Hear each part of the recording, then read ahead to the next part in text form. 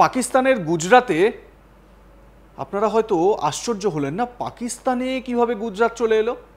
এবারে বলে রাখি যে ভারত এবং পাকিস্তান দুটি দেশেই এমন অনেক জায়গা রয়েছে, এমন অনেক স্থান রয়েছে যেই জায়গাগুলোর নাম একই রকম। যেরকম আপনারা জানেন যে পাঞ্জাব আমাদের একটি রাজ্য, মানে ভারতের একটি অঙ্গরাজ্য হচ্ছে গিয়ে পাঞ্জাব। একই সঙ্গে পাকিস্তানেও আছে পাঞ্জাব প্রদেশ।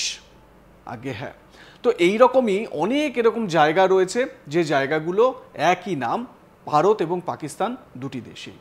যেরকম আমি বললাম গুজরাটের কথা, গুজরাট যেরকম আপনারা জানেন যে ভারতের পশ্চিম দিকে অবস্থিত একটি রাজ্য, ঠিক সেই রকমই গুজরাট রয়েছে পাকিস্তানেও।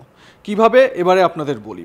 সিন্ধ প্রভিন্সে মানে সিন্ধ প্রদেশে একটি গুজরাট রয়েছে এবং যেটি পাকিস্তানের গুজরাট বলে পরিচিত।